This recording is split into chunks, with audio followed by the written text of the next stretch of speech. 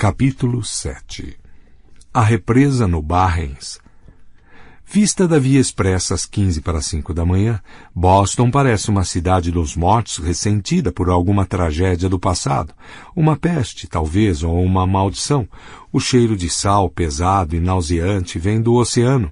A neblina da manhã obscurece a maior parte do movimento que poderia ser visto se ela não estivesse lá. Ao seguir para o norte pela via Storrow, sentado ao volante de um Cadillac preto 1984, que ele pegou com Butch Carrington na Cape Cod Limousine, Ed Casbrack pensa que dá para sentir a idade da cidade. Talvez essa sensação de idade não seja sentida em nenhum outro lugar dos Estados Unidos. Boston é jovem em comparação a Londres, uma criança em comparação a Roma, mas pelos padrões americanos, pelo menos, é velha, muito velha. Ela se assentou nessas colinas baixas pelo menos 300 anos antes, quando os impostos do chá e dos selos nem tinham sido criados. Paul Revere e Patrick Henry nem tinham nascido. Sua idade, seu silêncio e o cheiro enevoado do mar, todas essas coisas deixam Ed nervoso. Quando Ed fica nervoso, ele pega a bombinha, ele a enfia na boca e joga uma nuvem de spray reavivante na garganta. Há poucas pessoas nas ruas pelos quais ele passa, e um pedestre ou dois nas passarelas. Eles refutam a impressão de que ele, de alguma forma, entrou em uma história Lovecraftiana de cidades amaldiçoadas, males antigos e monstros com nomes impronunciáveis. Aqui, reunidos em um ponto de ônibus com uma placa onde se lê Kenmore Square City Center, ele vê garçonetes, enfermeiras, funcionários públicos com os rostos nus e inchados de sono. Isso mesmo, pensa Ed, agora passando debaixo de uma placa que diz Ponten Tobin. Isso mesmo, prefiram os ônibus, esqueçam os metrôs. Os metrôs são uma ideia, e eu não desceria lá se fosse vocês. Não lá embaixo, não nos túneis. É um pensamento ruim de ter. Se ele não se livrar desse pensamento, logo vai ter que usar a bombinha de novo. Ele está feliz pelo trânsito mais carregado da ponte Tobin. Ele passa pelas obras em um monumento. Pintada na lateral de tijolos há uma repreensão ligeiramente perturbadora. Vá devagar, podemos esperar. Há uma placa verde com refletores que diz para 95 Main, NH, todos os pontos do norte da Nova Inglaterra.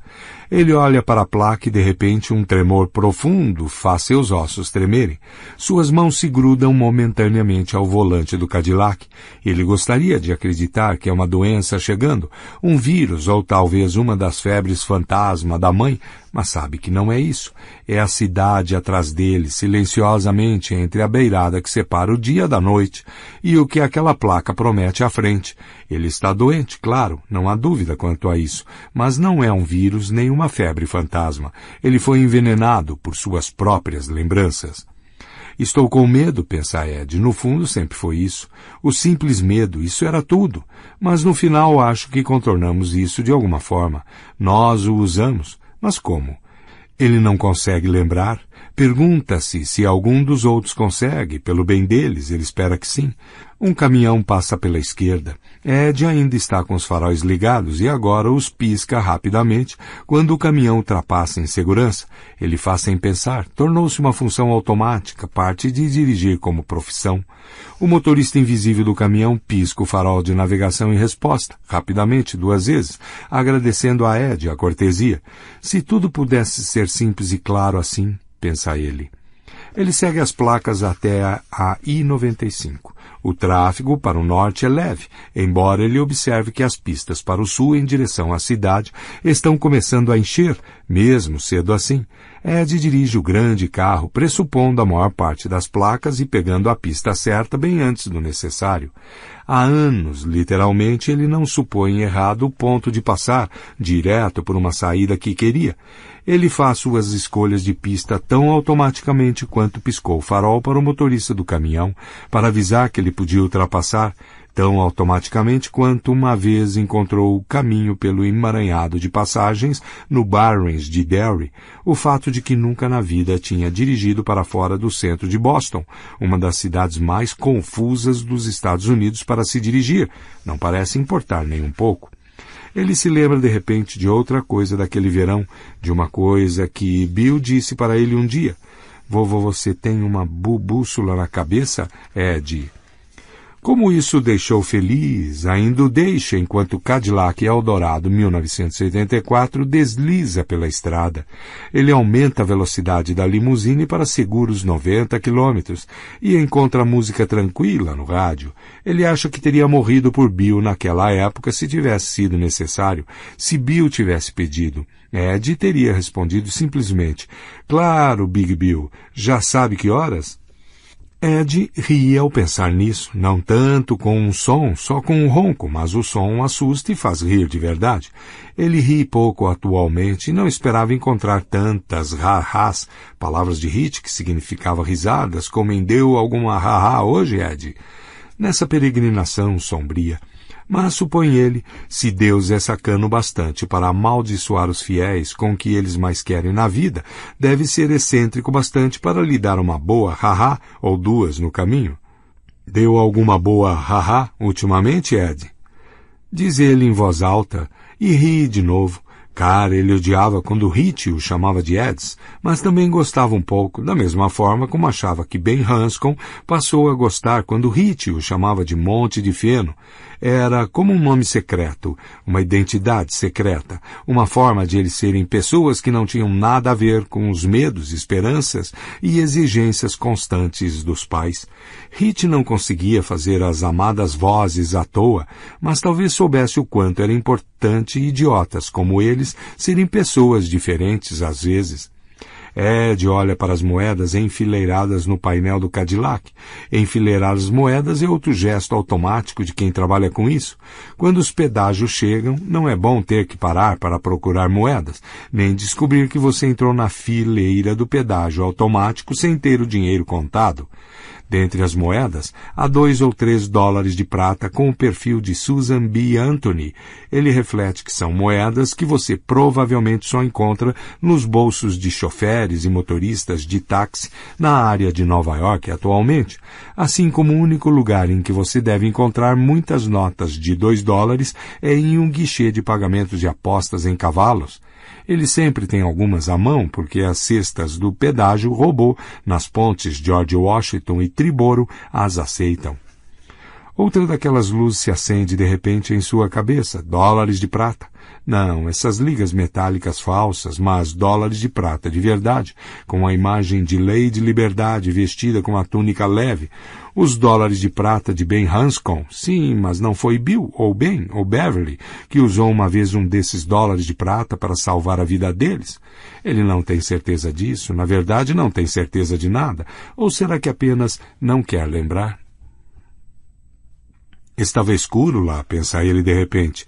Eu me lembro disso, estava escuro. Boston ficou bem para trás agora e a neblina está começando a ceder. À frente estão Maine e NH, todos os pontos no norte da Nova Inglaterra. Derry está à frente e tem alguma coisa em Derry que deveria estar morta há 27 anos, mas de alguma forma não está. Uma coisa com tantas caras quanto Lon Chaney. Mas o que é de verdade? Eles não viram no final como ela realmente era, com todas as máscaras deixadas de lado? Ah, ele conseguia se lembrar disso tudo, mas não o bastante. Ele lembra que amava Bill Denbrough. Lembra-se disso muito bem. Bill nunca debochava da asma dele. Bill nunca o chamava de bicha gay. Ele amava Bill como amaria um irmão mais velho ou um pai. Bill sabia o que fazer, aonde ir, coisas a ver. Bill nunca era do contra. Quando você corria com Bill, corria para vencer o diabo e ria, mas raramente ficava sem fôlego. E raramente ficar sem fôlego era demais, era foda demais. Ed diria para o mundo, quando você corria com Big Bill, dava ha-has todos os dias. Claro, garoto, todos os dias, diz ele com a voz de Hit Tozier, e ri de novo. Foi ideia de Bill fazer a represa no Barrens, e foi, de certa forma, a represa que os uniu. Ben Hanscom foi quem mostrou como podia ser construída, e eles a construíram tão bem que ficaram encrencados com o Sr. Nell, o policial de plantão. Mas tinha sido ideia de Bill, e apesar de todos eles, exceto Hit, terem visto coisas muito estranhas, coisas assustadoras em Derry desde a virada do ano, foi Bill quem teve coragem primeiro de falar em voz alta. Aquela barragem, Aquela maldita barragem. Ele se lembrava de Victor Chris. Tchau, tchau, garotos. Era uma barragem de bebê mesmo. Acreditem, vocês estão melhores sem ela. Um dia depois, Ben Hanscom estava sorrindo para eles, dizendo, nós poderíamos inundar o 2. Barrens inteiro, se quiséssemos. Bill e Ed olharam para Ben, com dúvida, e então para as coisas que Ben levou, algumas tábuas retiradas do quintal do Sr. McKibbon, mas não tinha problema, porque o Sr. McKibbon provavelmente tinha tirado de outra pessoa uma marreta, uma pá. Sei lá, disse Ed olhando para Bill. Quando tentamos ontem não deu muito certo. A corrente ficava levando nossos gravetos. Isso vai funcionar, disse Ben. Ele também olhou para Bill em busca da decisão final. Bem, vamos tentar, disse Bill. Chamei Rich Tozier hoje de manhã, ele vem mais tarde, e ele disse, talvez ele e Stanley queiram ajudar. Stanley, quem? Perguntou Ben. Yuris, disse Ed. Ele ainda estava olhando com cautela para Bill, que parecia diferente hoje de alguma maneira, mais quieto, menos entusiasmado pela ideia da barragem. Bill estava pálido hoje, distante. Stanley Yuris? Acho que não conheço. Ele é da escola Derry? Ele é da nossa idade, mas acabou de terminar o 4º ano, disse Ed. Ele começou a escola um ano mais tarde, porque ficava muito doente quando era pequeno. Se você achou que se ferrou ontem, devia ficar feliz de não ser o Stan. Tem sempre alguém cobrindo o Stan de porrada. Ele é judeu, disse Bill. Muitos garotos não gostam dele porque ele é judeu. Ah, é? Perguntou Ben impressionado. Judeu, é? Ele fez uma pausa e disse com cautela. E isso é como ser turco? Ou é mais como ser egípcio? Acho que é mais como turco, disse Bill. Ele pegou uma das tábuas que Ben tinha levado e olhou para ela. Tinha 1,80 m de comprimento e 90 centímetros de largura. Meu papai diz que a maior parte dos judeus tem narizes grandes e muito dinheiro, mas Stan? Mas Stan tem nariz normal e está sempre sem grana, disse Ed. É, disse Bill, e abriu um largo sorriso pela primeira vez naquele dia. Ben sorriu, Ed sorriu. Bill jogou a tábua de lado, ficou de pé e limpou o traseiro da calça jeans. Andou até a margem do rio e os 2 outros garotos se juntaram a ele. Bill enfiou as mãos nos bolsos de trás e suspirou. Ed tinha certeza de que Bill ia dizer uma coisa séria. Ele olhou para Ed, para Ben e depois para Ed de novo, sem sorrir agora. Ed ficou com medo de repente. Mas tudo que Bill disse naquele momento foi: Você está com sua bombinha, Ed? Ed bateu no bolso. Estou preparado. E aí deu certo a história do leite achocolatado? Perguntou Ben.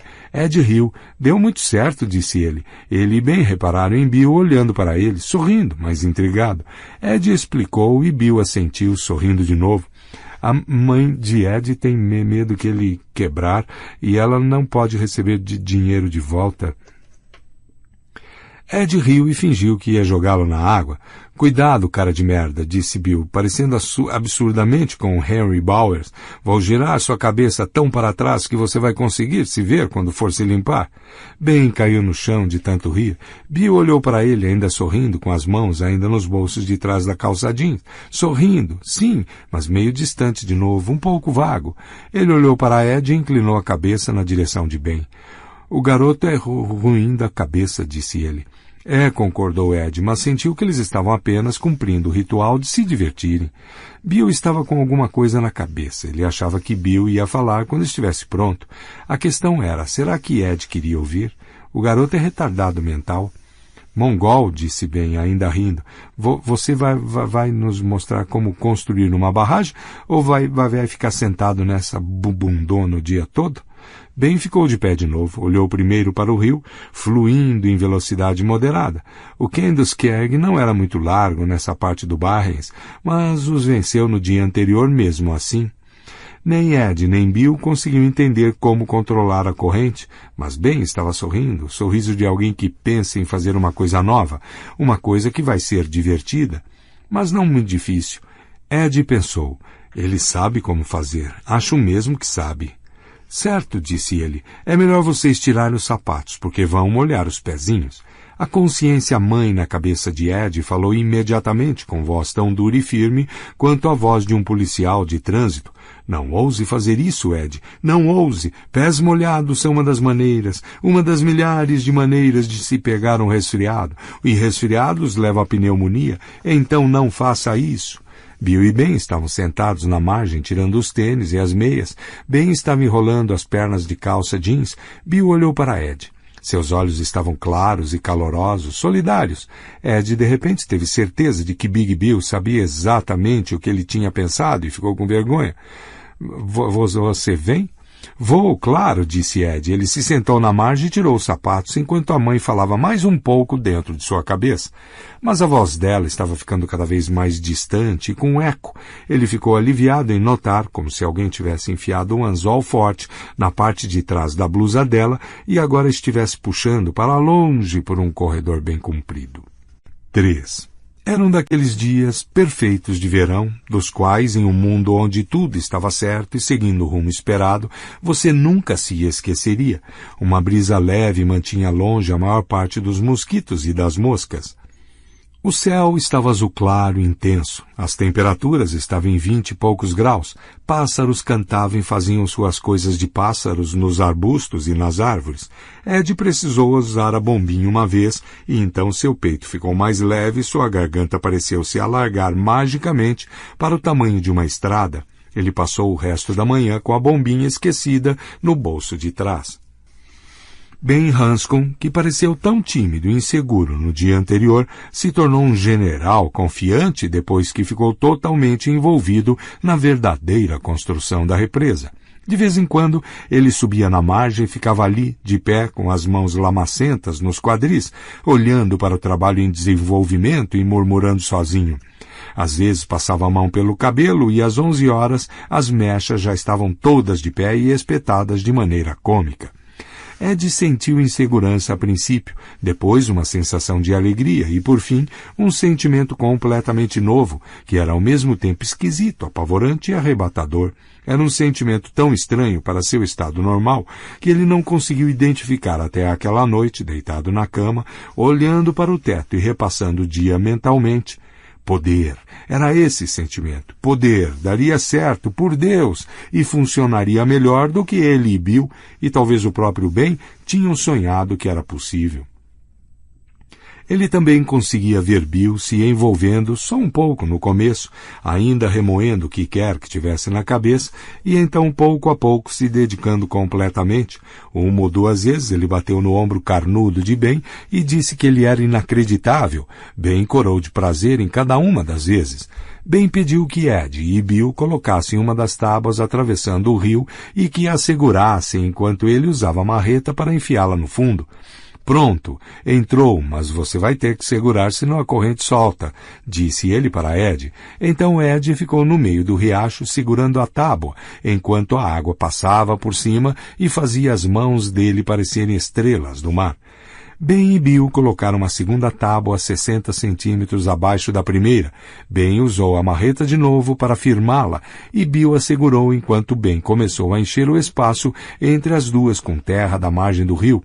A princípio ela foi levada pelas laterais das tábuas em nuvens poeirentas e Ed achou que não ia funcionar.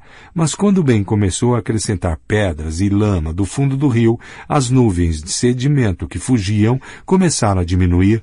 Em menos de 20 minutos ele criou um canal amontoado de terra marrom e pedras entre as duas tábuas no meio do rio.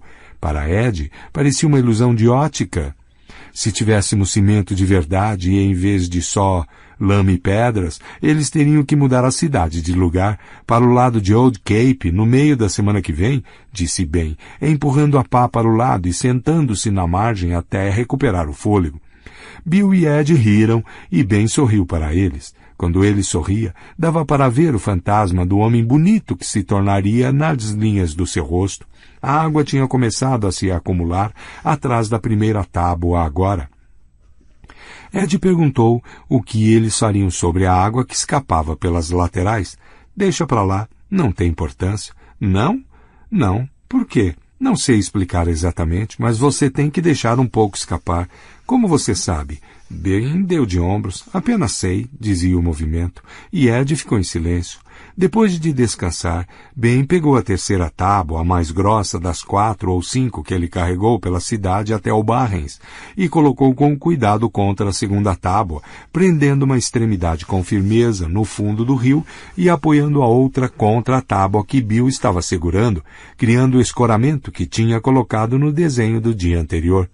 Certo, disse ele, dando um passo para trás. Ele sorriu para os dois. Vocês devem poder soltar agora. A lama entre as duas tábuas vai segurar a maior parte da pressão da água. O suporte vai segurar o resto. A água não vai derrubar tudo? Perguntou Ed. Não, a água só vai enterrar mais fundo. E se você estiver errado, vamos matar você, disse Bill. Tudo bem, respondeu Ben com alegria. Bill e Ed recuaram. As duas tábuas que formavam a base da represa estalaram um pouco e se inclinaram um pouco. E só. Puta merda, gritou Ed empolgado. Está demais, disse Bill sorrindo. Disse Ben. Vamos comer. 4. Eles se sentaram na margem do rio e comeram, sem falar muito, vendo a água se acumular atrás da barragem e escorrer pelas laterais das tábuas.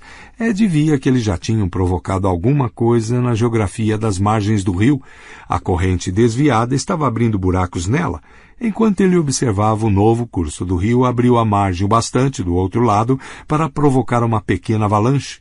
Na parte do rio antes da represa, a água formava uma piscina circular, e em um ponto ela havia transbordado sobre a margem. Riachos luminosos corriam pela grama para a vegetação. Ed começou a perceber lentamente o que bem soubera desde o começo. A represa já estava construída. Os espaços entre as tábuas e as margens eram escapes de água. Ben não fora capaz de explicar isso para Ed, porque não conhecia a palavra. Acima das tábuas, o Kentucky adquirira um aspecto inchado. O som suave de água rasa batendo em pedras e cascalho havia desaparecido. Todas as pedras antes da represa estavam submersas. De vez em quando, mais grama e terra, sendo invadida pelo riacho que se alargava, caíam na água com um estalo. Depois da represa, o curso de água estava quase vazio. Pequenos filetes corriam inquietos pelo meio, mas não passava disso. Pedras que estavam debaixo da água, por Deus sabia quanto tempo estavam secando ao sol. Ed olhou para essas pedras com curiosidade branda e com aquele outro sentimento estranho. Eles tinham feito isso. Ele viu um sapo pulando e pensou que talvez o velho Sr. Sapinho estivesse se perguntando para onde a água tinha ido. Ed riu alto. Ben estava guardando cuidadosamente as embalagens vazias na lancheira que tinha levado. Tanto Ed quanto Bill ficaram impressionados com o tamanho da refeição que Ben arrumou com eficiência profissional. 2 sanduíches de creme de amendoim com geleia, um sanduíche de mortadela, um ovo cozido, com uma pitada de sal que ele levou dentro de um pedaço de papel manteiga, 2 barrinhas de figo seco, 3 biscoitos grandes com gotas de chocolate e um bolinho. O que sua mãe disse quando viu a surra que você tomou? Perguntou Ed. Ben ergueu o olhar da piscina de água que se formava atrás da represa e arrotou baixinho atrás das costas da mão. Bem, eu sabia que ela ia sair para fazer compras ontem de tarde, então consegui chegar em casa antes dela. Tomei um banho e lavei o cabelo, depois joguei fora a calça jeans e o moletom que eu estava usando. Não sei se ela vai reparar que sumiram. O moletom talvez não, eu tenho um monte, mas acho que tenho que comprar uma calça nova antes que ela comece a xeretar minhas gavetas. A ideia de desperdiçar dinheiro com um item tão supérfluo provocou uma expressão de tristeza momentânea no rosto de Ben. E o tanto que você estava machucado.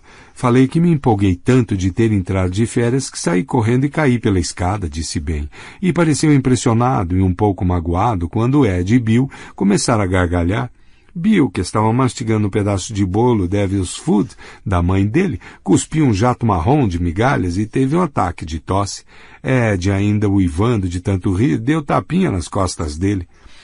Eu quase caí mesmo pela escada, disse Ben, só que foi porque Victor Chris me empurrou, não porque eu estava correndo. Eu ia morrer de calor usando um moletom daqueles, disse Bill, enquanto comia o último pedaço de bolo. Ben hesitou por um momento, pareceu que ele não ia dizer nada. É melhor quando se é gordo, disse ele. Estou falando do moletom. Por causa da barriga? Perguntou Ed. Bill deu uma risada roncada. Por causa dos dos meus peitos. E daí? Disse Bill em tom pacífico. E daí? Houve um momento de silêncio constrangedor e Ed disse: olha como a água está ficando escura quando passa por aquele lado da represa. Ah, caramba! Ben ficou de pé. A corrente está tirando preenchimento. Droga, eu queria ter cimento. O dano foi rapidamente consertado, mas até Ed conseguia ver o que aconteceria sem alguém ali para jogar mais preenchimento constantemente. A erosão acabaria fazendo com que a primeira tábua despencasse em cima da segunda e então tudo despencaria. Podemos fortalecer as laterais, disse Ben. Não vai impedir a erosão, mas vai diminuir a velocidade. Se usarmos areia e lama, não vai tudo embora com água? Perguntou Ed. Vamos usar pedaços de gramado. Bill assentiu, sorriu e fez um ó com a junção do polegar e do indicador da mão direita. Vamos, eu cavo, você me mostra onde colocar, Big Ben. Atrás deles, uma voz estridente e animada gritou: Meu Deus, alguém montou uma piscina pública aqui no Barrens, com limo e tudo. Ed se virou e reparou na forma como Ben ficou tenso ao ouvir o som de uma voz estranha, em como seus lábios se apertaram. Acima deles, no caminho que Ben cruzou no dia anterior, estavam Hit Tozier e Stanley Uris. Hit desceu gingando até o rio, olhou para Ben com um certo interesse e beliscou a bochecha de Ed. Não faz isso, odeio quando você faz isso, Hit. Ah, você adora Eds, disse Hit e sorriu para ele. E aí, dando umas boas rarrás, por acaso? 5. Os 5 encerraram os trabalhos por volta das 16 horas. Sentaram-se em um ponto bem mais alto na margem. O local onde Bill, Ben e Ed haviam almoçado agora estava submerso, e olharam para o resultado. Até Ben achava meio difícil de acreditar. Ele teve uma sensação de sucesso, cansado, misturado com temor desconfortável. Viu-se pensando em fantasia e na forma como Mickey Mouse soube fazer as vassouras começarem a trabalhar, mas não soube fazê-las parar. Incrivelmente foda, disse Hit Tozier baixinho, e empurrou os óculos para cima do nariz. Ed olhou para ele, mas Hit não estava fazendo um dos seus shows agora. Seu rosto estava pensativo, quase solene. No outro lado do rio, onde o terreno primeiro subia e depois se inclinava de leve para baixo, eles haviam criado uma nova área alagada. Arbustos e samambaias estavam cobertos de 30 centímetros de água. Mesmo durante o tempo em que ficaram sentados ali, eles conseguiram ver o brejo gerando novos pseudo-riachos, espalhando-se para o oeste atrás da barreira. O Kenduskeag raso e inocente, ainda naquela manhã, tinha se tornado um corpo de água parada e inchada. Às 14 horas, a piscina cada vez maior atrás da represa havia engolido tanto da margem que os escoadouros haviam crescido, quase até o tamanho de rios. Todos, exceto Ben, fizeram uma expedição de emergência ao lixão em busca de mais materiais. Ben ficou no local, bloqueando vazamentos metodicamente. Os aventureiros voltaram não só com tábuas, mas também com 4 pneus carecas, a porta enferrujada de um Woodsu Hornet 1949 e um pedaço grande de aço corrugado. Sob a liderança de Ben, eles construíram 2 braços na barragem original, bloqueando o escape de água nas laterais de novo, e com os braços posicionados em um ângulo contra a corrente, a barragem funcionou ainda melhor do que antes. Acabou com aquela porcaria, disse Hit. Você é um gênio, cara. Ben sorriu. Nem tanto. Tem uns cigarros Wilson, disse Hit. Quem quer um? Ele pegou um maço amassado branco e vermelho dentro do bolso da calça e passou entre os meninos. Ed, pensando no inferno que um cigarro faria com sua asma, recusou. Stan também recusou. Bill pegou um e, depois de pensar um momento, Ben também. Hit pegou uma caixa de fósforos com as palavras Roitan do lado de fora e acendeu primeiro o cigarro de Ben e depois o de Bill. Estava prestes a acender o próprio quando Bill soprou o fósforo. Muito obrigado, Denbrook, seu merda, disse Hit. Bill sorriu pedindo desculpas. TT3 no mesmo fósforo, disse ele, dá azar. Azar dos pais de vocês quando nasceram, disse Hit, e acendeu seu cigarro com outro fósforo. Ele se deitou e cruzou os braços debaixo da cabeça. O cigarro estava apontando para cima entre seus dentes. Winston tem um gosto bom, como um cigarro deve ter. Ele virou a cabeça de leve e piscou para Ed. Não é mesmo, Ed? Ed viu que Ben estava olhando para Hit com uma mistura de assombro e cautela. Ed conseguia entender. Ele conhecia Hit Tozier havia 4 anos e ainda não entendia qual era a dele. Sabia que Hit tirava A e B nas provas, mas também sabia que tirava regularmente C e D em comportamento. O pai enchia o saco dele por causa disso e a mãe só chorava cada vez que Hit chegava em casa com uma nota ruim de comportamento. E Hit jurava que melhoraria e talvez até melhorasse, por um bimestre ou 2. O problema com Hit era que ele não conseguia ficar parado por mais de 1 minuto, nem ficar com a boca calada nunca. Aqui no Barrens isto não gerava muitos problemas, mas o Barrens não era a terra do nunca, e eles não podiam ser os garotos perdidos por mais do que algumas horas seguidas. A ideia de um garoto perdido com bombinha no bolso de trás da calça fez Ed sorrir. O problema com o Barrens era que você tinha que ir embora, sempre. Lá fora, no mundo maior, as besteiras de Hit sempre o metiam em confusão, com adultos, o que era ruim, e com caras como Henry Bowers, o que era bem pior. A chegada dele naquele dia era um exemplo perfeito. Ben Hanscom tinha acabado de dizer oi quando Hit caiu de joelhos aos pés de Ben. Ele começou a fazer uma série de salamaleques exagerados, com os braços esticados, as mãos batendo na margem lamacenta, cada vez que fazia uma nova reverência. Ao mesmo tempo, começou a falar com uma de suas vozes. Hit tinha uma dezena de vozes diferentes. Ele contara a Ed em uma tarde chuvosa em que eles estavam no quarto acima da garagem, da família Capsbrack, lendo revistinhas da Luluzinha, que sua ambição era se tornar o maior ventríloco do mundo. Ele seria mais famoso do que Edgar Bergen, disse ele, e apareceria no The Ed Sullivan Show todas as semanas. Ed admirava essa ambição, mas previa problemas com ela. Primeiro, todas as vozes de Hit soavam como a de Hit Tozier. Isso não era dizer que Hit não conseguia ser engraçado de tempos em tempos. Ele era, tanto fazendo piadas verbais quanto dando peidos altos.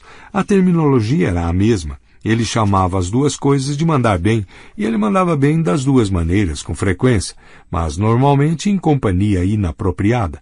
Segundo, quando Hit fazia ventriloquismo, seus lábios se mexiam, não só um pouco e só nos sons de P e B, mas muito e em todos os sons. Terceiro, quando Hit dizia que ia projetar a voz, ela não costumava ir muito longe. A maior parte dos amigos dele era gentil demais, ou confusa demais, com um charme às vezes encantador e muitas vezes cansativo de Hit, para mencionar essas pequenas falhas para ele.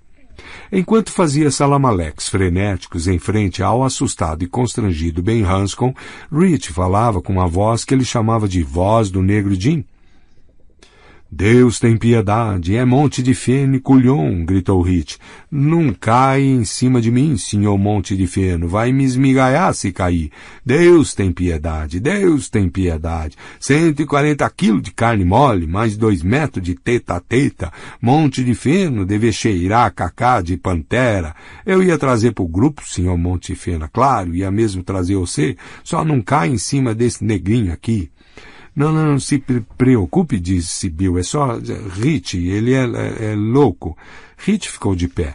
Escutei isso, Denbrook, é melhor você me deixar em paz, senão mando um monte de feno aqui para cima de você.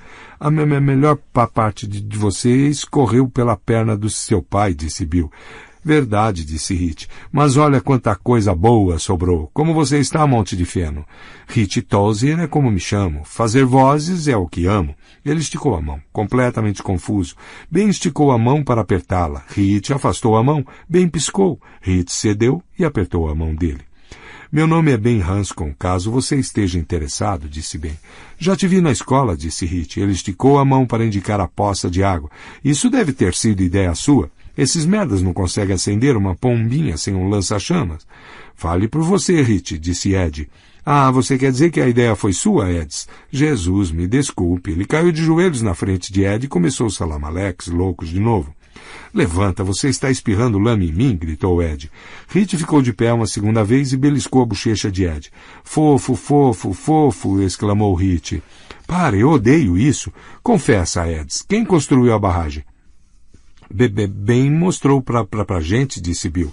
Legal. Hit se virou e encontrou Stan Uris de pé atrás dele, com as mãos nos bolsos, observando em silêncio Hit dar seu show. Este aqui é Stan Uris, o cara, disse Hit para Ben. Stan é judeu. Além disso, ele matou Cristo. Pelo menos foi o que Victor Chris me contou um dia. Ando atrás de Stan desde esse dia. Concluí que se ele é velho assim, deve conseguir comprar umas cervejas. Né, Stan? Acho que deve ter sido meu pai, disse Stan com uma voz baixa e agradável, e isso fez todos caírem na gargalhada, inclusive Ben. Ed riu até estar chiando e lágrimas escorreram pelo rosto.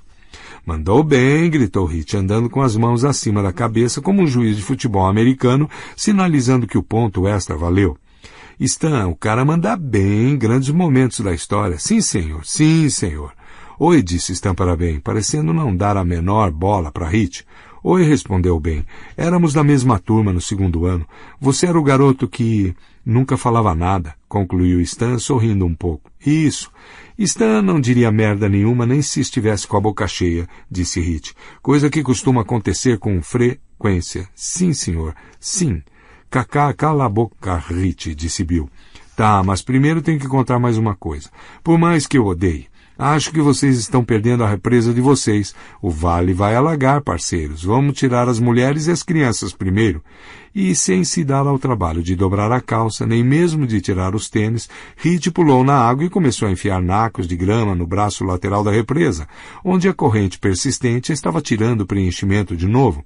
Um pedaço de fita adesiva da Cruz Vermelha estava enrolado em uma das hastes dos óculos dele, e a ponta solta batia na bochecha enquanto ele trabalhava. Bill chamou a atenção de Ed, sorriu um pouco e deu de ombros. Era apenas Hit. Ele era capaz de enlouquecer você, mas ainda assim era legal tê-lo por perto. Eles trabalharam na represa durante a hora seguinte. Rich seguiu as ordens de Ben, que voltaram a ser hesitantes agora que havia mais 2 garotos para instruir, com perfeita boa vontade, e as executou em ritmo frenético. Quando cada missão era terminada, ele voltava até Ben para receber novas ordens, batendo uma continência britânica com a mão virada e juntando os calcanhares molhados dos tênis. De vez em quando ele começava a dar sermão nos outros com uma de suas vozes. O comandante alemão Tudlis, o mordomo inglês, o senador do sul, que parecia um pouco com Foghorn Leghorn, e que com o tempo viraria um personagem chamado Buford Kisdrivel, o narrador de cinejornal. O trabalho não apenas progrediu, mas deu um salto, e agora, pouco antes das 17 horas, enquanto eles descansavam na margem do rio, parecia que o que Hit havia dito era verdade. Eles tinham conseguido interromper o rio. A porta do carro, pedaço de aço corrugado e os pneus velhos viraram um segundo estágio da barragem, e atrás havia um enorme monte de terra e pedras. Bill, Ben e Rich estavam fumando. Stan estava deitado de costas. Um estranho poderia pensar que ele estava apenas olhando para o céu, mas Ed sabia bem que não. Stan estava olhando para as árvores do outro lado do rio, em busca de um pássaro ou 2 que pudesse colocar no caderno de pássaros naquela noite. O próprio Ed ficou sentado de pernas cruzadas, sentindo-se agradavelmente cansado e um tanto tranquilo.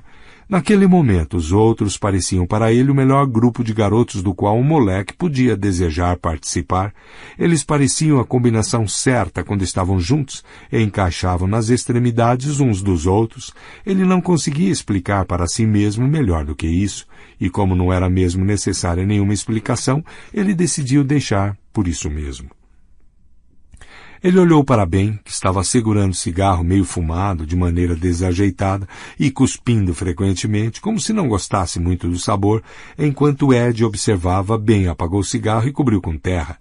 Ben ergueu o olhar, viu Ed observando e afastou o rosto, constrangido. Ed olhou para Bill e viu uma coisa no rosto dele, da qual não gostou. Bill estava olhando para o outro lado do rio, para o meio das árvores e plantas, com olhos cinzentos e pensativos. Aquela expressão taciturna tinha voltado para o rosto dele. Ed pensou que Bill parecia quase assombrado. Como se lendo seu pensamento, Bill olhou para ele. Ed sorriu, mas Bill não sorriu em resposta. Ele apagou o cigarro e olhou para os outros. Até Rich havia se recolhido ao silêncio de seus pensamentos, um evento que ocorria tão raramente quanto um eclipse lunar. Ed sabia que Bill raramente dizia alguma coisa importante se o ambiente não estivesse completamente em silêncio, porque era muito difícil para ele falar. E de repente ele quis ter alguma coisa para dizer ou desejou que Rich começasse a fazer uma das vozes. Teve uma certeza repentina de que Bill abriria a boca e diria uma coisa terrível, uma coisa que mudaria tudo. Ed procurou automaticamente a bombinha, tirou do bolso de trás e segurou na mão. Ele agiu sem nem pensar. Posso contar uma coisa para vocês? Perguntou Bill. Todos olharam para ele. Faz uma piada, Rich, pensou Ed. Faz uma piada, diz alguma coisa bem absurda, deixa ele constrangido, tanto faz, só faz ele calar a boca, seja lá o que for, não quero ouvir, não quero que as coisas mudem, não quero ter medo. Em pensamento, uma voz tenebrosa e rouca sussurrou, faço por 10 centavos. Ed tremeu e tentou dispensar aquela voz e a imagem repentina que ela evocava. A casa na rua Neighbolt, com um jardim descuidado cheio de ervas daninhas e girassóis gigantes assentindo em um dos lados. Claro, Big Bill, disse Rich. O que está rolando? Bill abriu a boca, mais ansiedade da parte de Ed. Fechou, alívio abençoado para Ed, e abriu de novo, ansiedade renovada. Se vocês rirem, nunca mais vou andar com vocês, disse Bill.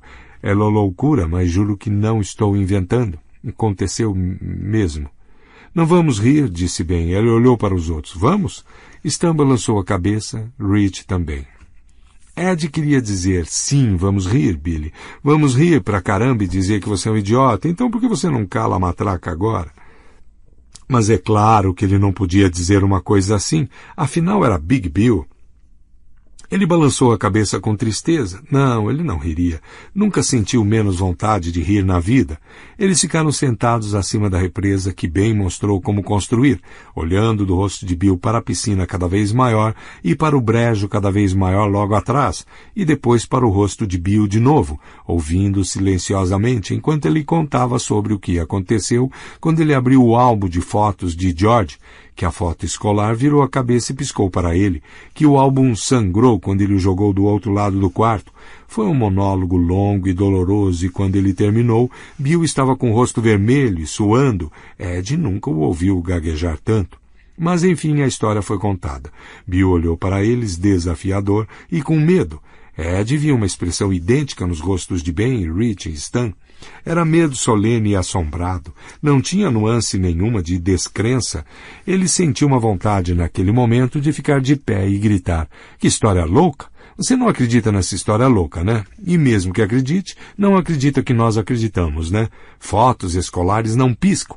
Livros não sangram. Você está completamente louco, Big Bill. Mas não podia fazer isso, porque aquela expressão de medo solene também estava em seu próprio rosto. Ele não conseguia ver, mas conseguia sentir. Volta aqui, garoto, sussurrou a voz rouca. Eu te chupo de graça, volta aqui. Não, respondeu Ed com um gemido. Vai embora, por favor, não quero pensar sobre isso. Volta aqui, garoto.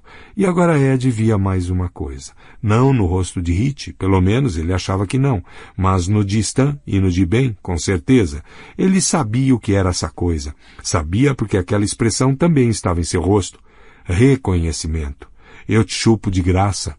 A casa 29, na rua Neighbolt, ficava perto do pátio de trens. Era velha e estava fechada com tábuas. A varanda estava afundando gradualmente no chão. O gramado mais parecia um campo cheio de mato. Havia um triciclo velho, enferrujado e derrubado, escondido na grama alta, com uma roda torta aparecendo. Mas à esquerda da varanda havia um enorme pedaço vazio no gramado e dava para ver as janelas sujas do porão na base de tijolo da casa. Foi em uma dessas janelas que Ed Kasbrak viu pela primeira vez o rosto do leproso 6 semanas antes. 6. Aos sábados, quando Ed não conseguia encontrar ninguém com quem brincar, ele costumava ir para o pátio de trens. Sem nenhum motivo especial, ele apenas gostava de ir lá. Ele ia de bicicleta até a rua Wickham e virava para o noroeste pela Autoestrada A2, onde ele atravessava Wickham. A escola batista da rua Neibolt ficava na esquina da Autoestrada A2 e a da rua Neibolt 1,5 km depois. Era uma construção velha e arrumadinha de madeira com uma cruz grande no alto e as palavras "Deixem vir a minhas criancinhas e não as impeçam", na porta da frente em letras douradas de 60 centímetros de altura. Às vezes, aos sábados, Ed ouvia música e cantoria vindos de lá de dentro. Era música gospel, mas quem tocava o piano parecia mais com Jerry Lee Lewis do que com um pianista comum de igreja. A cantoria também não parecia muito religiosa aos ouvidos de Ed, embora houvesse muitas menções ao belo Sião e ser lavado no sangue da ovelha, e temos um grande amigo em Jesus. As pessoas cantando pareciam estar se divertindo demais para o canto ser mesmo sagrado, na opinião de Ed. Mas ele gostava do som de qualquer jeito, assim como gostava de ouvir Jerry Lee cantando "What a Lot of Shaking Going On". Às vezes ele parava um pouco do outro lado da rua, encostava a bicicleta em uma árvore e fingia ler na grama, mas cantarolava junto com a música. Em outros sábados, a escola batista da rua Neibolt ficava fechada e silenciosa, e ele seguia para o pátio dos trens sem parar, até aonde a rua Neibolt terminava, em um estacionamento com ervas daninhas crescendo nas rachaduras do asfalto. Ele apoiava a bicicleta na cerca de madeira e via os trens passarem. Havia muitos trens aos sábados. A mãe havia dito para ele que no passado dava para pegar um trem de passageiros GSWM, no que era na época a estação da rua Neibolt, mas os trens de passageiros tinham parado de circular quando a Guerra da Coreia estava começando. Se você pegasse um trem para o norte, ia para a estação de Brownsville, disse ela, e de Brownsville podia pegar um trem que o levaria até Canadá, se quisesse, até o Pacífico. O trem para o sul levava até Portland, e depois até Boston, e da estação South o país era seu. Mas os trens de passageiros sofreram o mesmo destino que as linhas de bonde. Ninguém quer pegar um trem quando pode subir num Ford e viajar de carro. Você talvez nunca ande em um. Mas grandes trens de carga ainda passavam por Derry. Eles seguiam para o sul carregados de madeira macia, papel e batatas, e para o norte com bens manufaturados para as cidades que o pessoal do Maine às vezes chamava de Grande Norte: Bangor, Millinocket, Maquias, Presque Isle, Hilton. Ed gostava particularmente de ver os trens que levavam carros para o norte, com seus Fords e Chevys cintilantes. Vou ter um carro assim um dia, prometeu ele a si mesmo. Assim ou até melhor, talvez até um Cadillac. Havia 6 linhas de trilhos no total, que seguiam em direção à estação como tiras de teia de aranha seguindo para o centro. Bangor e Great Northern Lines no norte, Great Southern e Western Maine do oeste, Boston e Maine do sul e Southern Seacoast do leste. Um dia, 2 anos antes, quando Ed estava de pé perto da linha do leste, vendo o trem passar, um funcionário bêbado jogou em cima dele uma caixa de um vagão que seguia em velocidade lenta. Ed se abaixou e recuou, embora a caixa tenha caído nas cinzas a 3 metros de distância. Havia coisas dentro, coisas vivas, que estalavam e se moviam. "Última corrida, garoto!" gritou o funcionário bêbado. Ele tirou uma garrafa marrom achatada de um dos bolsos da jaqueta jeans, inclinou-a, bebeu e a jogou nas cinzas, onde ela se quebrou. O homem apontou para a caixa. "Leva para casa, para sua mãe, com os cumprimentos da linha de Southern Seacoast da porra da boa vontade." Ele se inclinou para a frente para gritar essas últimas palavras enquanto o trem se afastava, pegando velocidade agora, e por um momento alarmante, Ed achou que ele cairia do vagão.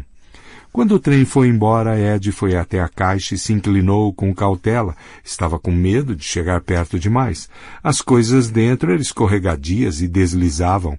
Se o homem tivesse gritado que eram para ele, Ed teria deixado a caixa bem ali, mas ele disse para levar para casa, para a mãe dele, e assim como bem, quando alguém falava "mãe", Ed pulava. Ele arrumou um pedaço de corda em um dos depósitos e amarrou a caixa no bagageiro da bicicleta. A mãe olhou dentro da caixa com mais cautela ainda do que Ed e depois gritou, mas de prazer e não de pavor. Havia 4 lagostas na caixa, cada uma com 1 quilo e com garras amarradas. Ela as cozinhou para o jantar e ficou muito aborrecida quando Ed não quis comer. O que você acha que os Rockefeller estão comendo esta noite em Bar Harbor? Perguntou ela com indignação. O que você acha que os ricos estão comendo no 21 e no Sardes em Nova York? Sanduíches de creme de amendoim e geleia? Eles estão comendo lagosta, Ed, que nem nós. Agora vamos, experimente. Mas Ed não queria experimentar. Ou pelo menos foi o que a mãe disse. Talvez fosse verdade, mas por dentro parecia mais a Ed que ele não conseguia em vez de não querer. Ele ficava pensando na forma como elas deslizavam dentro da caixa, nos sons de estalo que as garras faziam. Ela ficava dizendo o quanto estava gostoso e que delícia ele estava perdendo, até que ele começou a ofegar em busca de ar e teve que usar o aspirador. Só então ela o deixou em paz. Ed foi para o quarto ler. A mãe ligou para a amiga Eleanor Dunton. Eleanor foi até lá e as duas leram velhos exemplares de Photoplay e Screen Secrets. Riram das colunas de fofocas e se entupiram de salada de lagosta.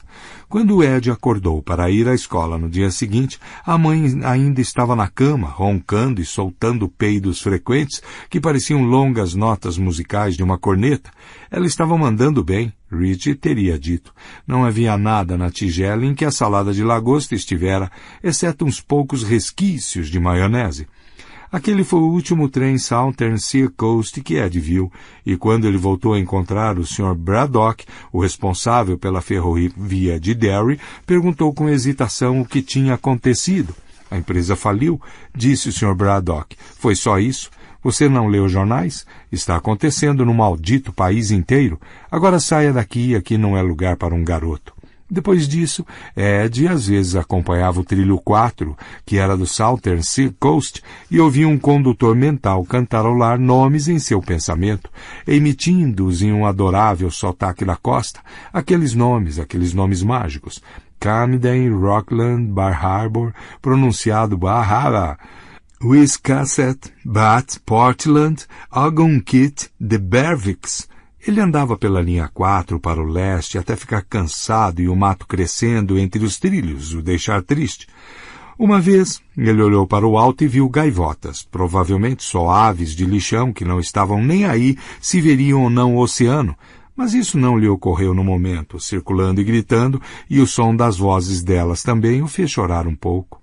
Uma época havia um portão na entrada do pátio de trens, mas ele caiu em uma tempestade e ninguém se deu ao trabalho de substituir. Ed entrava e saía quando queria, embora o Sr. Braddock o expulsasse sempre que o via, ou qualquer outro garoto, na verdade. Havia motoristas de caminhão que corriam atrás de você às vezes, mas não por uma grande distância, porque achavam que você estava ali só para furtar alguma coisa, e às vezes os garotos faziam isso mesmo. Mas, em geral, o local era tranquilo. Havia uma guarita, mas ficava vazia, e os vidros das janelas tinham sido quebrados por pedras. Não havia segurança em tempo integral desde 1950, mais ou menos. O Sr. Braddock expulsava os garotos durante o dia, e um vigia noturno passava por lá em um velho Studebaker com um holofote preso na janela 4 ou 5 vezes por noite. E isso era tudo.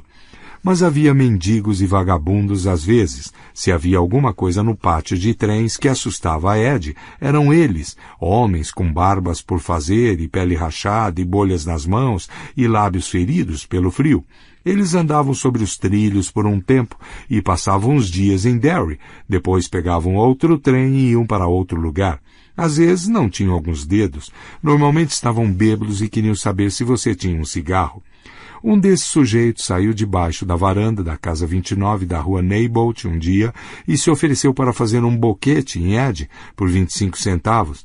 Ed recuou com a pele gelada, a boca seca como um pedaço de pano. Uma das narinas do mendigo estava carcomida. Dava para ver o canal vermelho ferido. Não tenho 25 centavos, disse Ed, recuando em direção à bicicleta. Faço por 10, disse o mendigo com voz rouca, andando em sua direção. Estava usando uma calça velha de flanela verde, vômito amarelo, estava secando sobre as pernas.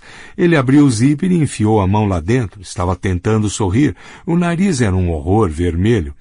Eu também não tenho 10 centavos, disse Ed, e pensou de repente, meu Deus, ele tem lepra. Se ele tocar em mim, eu também vou pegar. Ele perdeu o controle e saiu correndo. Ouviu o mendigo começar a correr atrás dele, arrastando os pés com os velhos sapatos de amarrar, batendo no gramado selvagem da casa vazia. Volta aqui, garoto, eu te chupo de graça, volta aqui. Ed pulou na bicicleta, ofegante agora, sentindo a garganta fechando até ficar só um buraco de agulha. Seu peito estava pesado, ele bateu nos pedais e estava pegando velocidade quando uma das mãos do mendigo bateu no bagageiro. A bicicleta tremeu. Ed olhou por cima do ombro e viu o mendigo correndo atrás do pneu traseiro, alcançando, com os lábios repuxados sobre os cotocos pretos que eram seus dentes, em uma expressão que podia ser de desespero ou fúria. Apesar das pedras sobre o peito, Ed pedalou cada vez mais rápido, esperando que uma das mãos feridas do mendigo fosse se fechar sobre seu braço a qualquer momento, puxá-lo da raleigh e derrubá-lo na sarjeta, onde só Deus sabia o que aconteceria com ele. Ele não ousou olhar para trás até ter passado pela Escola Batista da rua Neibolt e pelo cruzamento da Autoestrada 2. O mendigo tinha sumido. Ed guardou a história terrível dentro de si durante quase uma semana e depois confidenciou a Rich Tozier e Bill Denbrough um dia, quando eles estavam lendo quadrinhos em cima da garagem. Ele não tinha lepra, seu burro, disse Rich. Tinha sífilis. Ed olhou para Bill para ver se Rich estava de brincadeira. Ele nunca tinha ouvido falar de uma doença chamada sífilis. Parecia uma coisa que Rich era capaz de inventar. Existe uma doença chamada sífilis, Bill. Bill assentiu com seriedade. Só que é sífilis, não sífilis. O que é?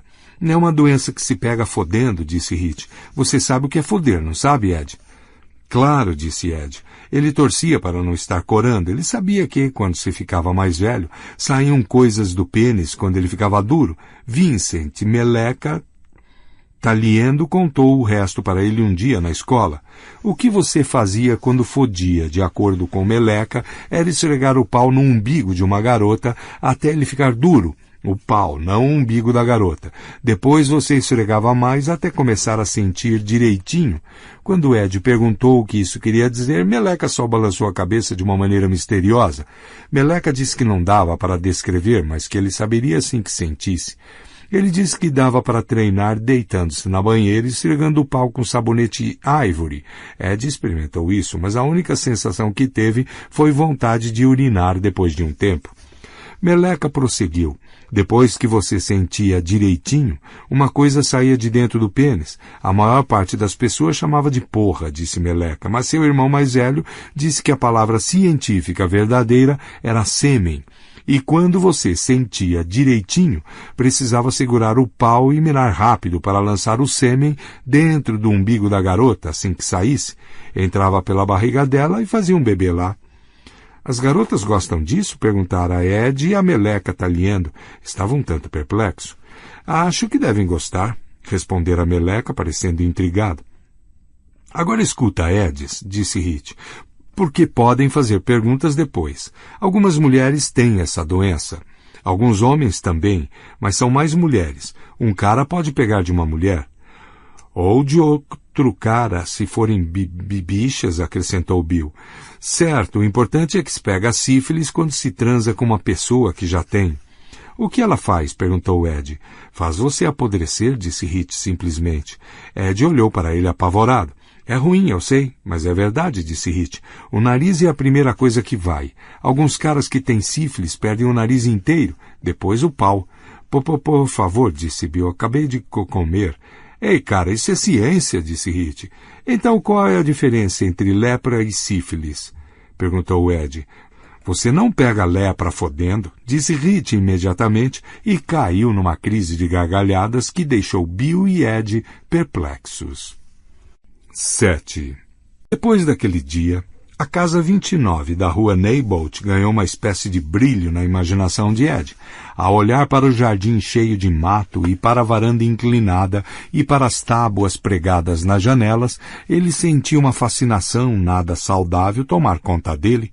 E 6 semanas antes ele parou a bicicleta na beirada de cascalho da rua.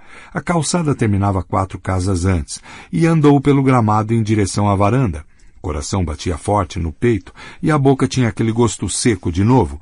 Ao ouvir a história de Bill sobre a terrível foto, ele soube que o que sentiu ao se aproximar da casa era mais ou menos o mesmo que Bill sentiu ao entrar no quarto de George.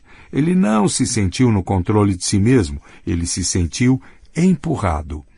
Não parecia que seus pés estavam se movendo. Em vez disso, a casa em si, taciturna e silenciosa, parecia chegar mais perto de onde ele estava. Ele conseguiu ouvir ao longe o motor a diesel no pátio de trens, e isso e o baque metálico líquido de acoplamento sendo feitos. Estavam deixando alguns vagões e pegando outros, formando um trem.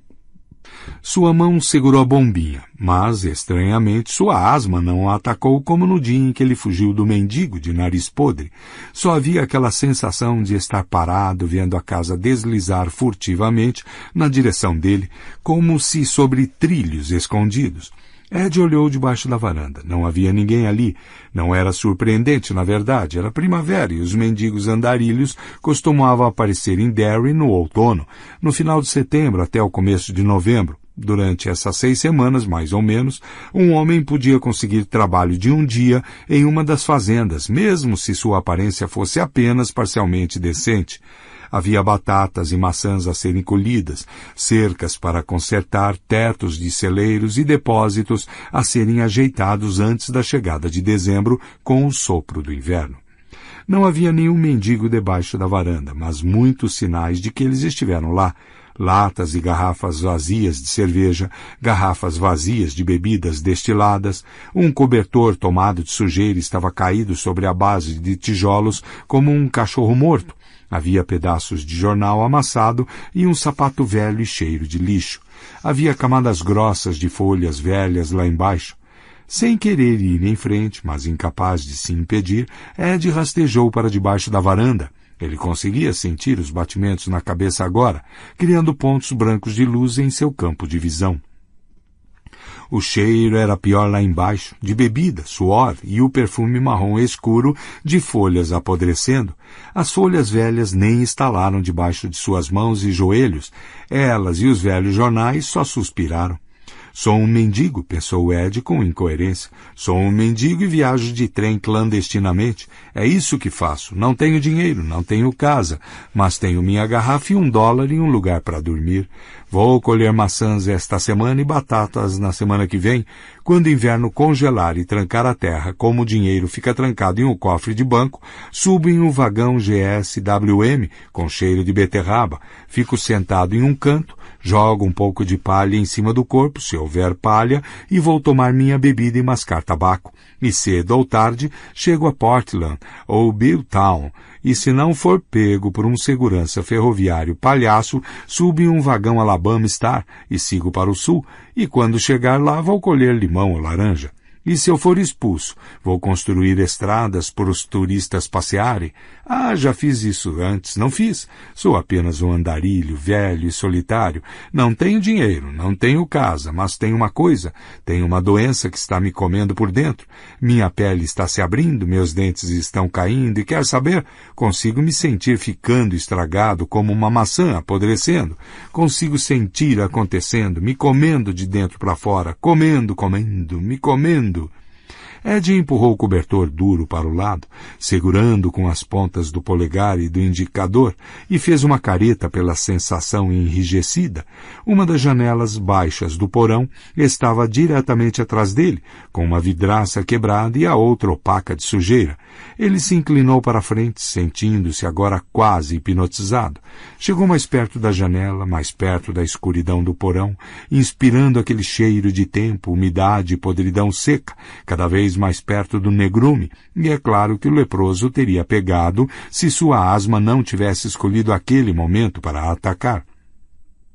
Ela contraiu seus pulmões com um peso que era indolor, mas apavorante. Sua respiração imediatamente adquiriu odioso chiado.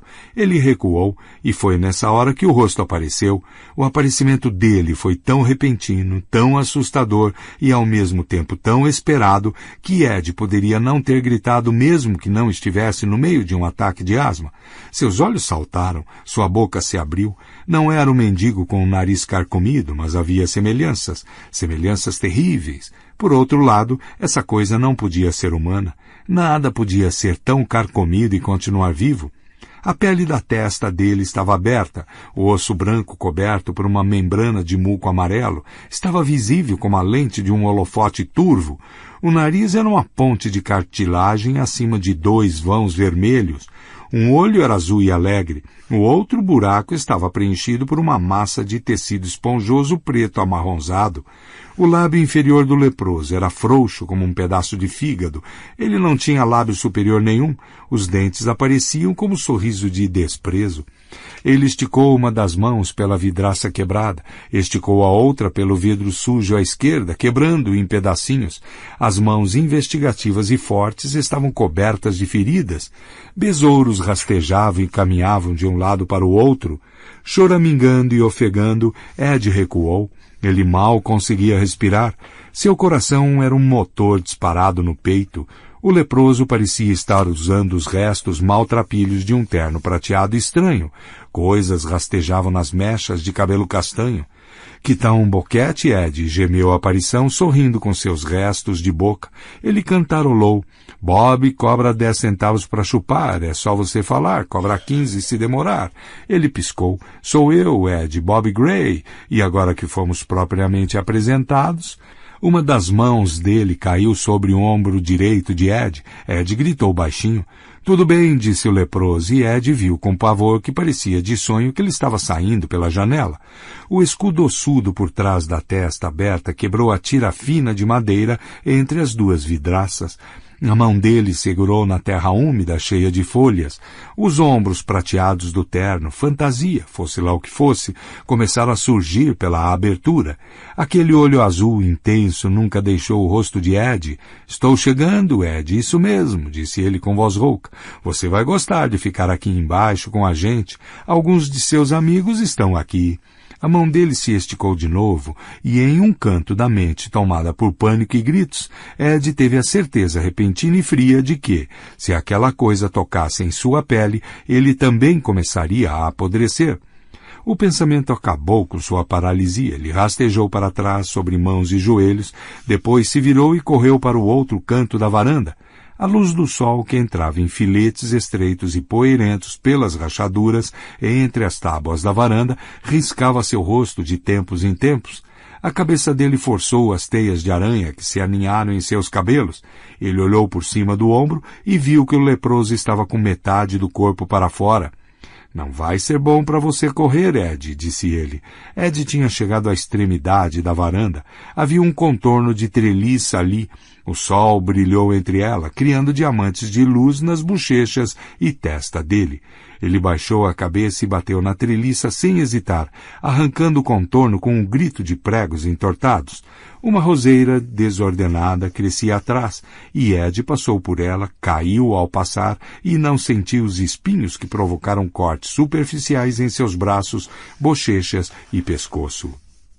Ele se virou e recuou sobre pernas bambas enquanto tirava a bombinha do bolso e usava. Isso não tinha realmente acontecido, tinha. Ele estava pensando no mendigo e somente tinha apenas dado um show, mostrado um filme de terror, como um dos filmes da matinê de sábado com Frankenstein e o lobisomem, que eram exibidos às vezes no Biju, ou no Jane, ou no Aladdin. Claro, era só isso. Ele tinha se assustado. Que babaca! Ele teve até tempo de dar uma risada trêmula pela vividez inesperada de sua imaginação, antes de as mãos podres surgirem de debaixo da varanda, tateando pela roseira com ferocidade descuidada, puxando-a, rasgando-a, deixando as flores com gotas de sangue. Ed! Gritou. O leproso estava saindo. Ele reparou que o sujeito usava roupa de palhaço, uma roupa de palhaço com grandes botões de cor laranja na frente. Ele viu Ed e sorriu. Sua meia boca se abriu e a língua ficou pendurada para fora.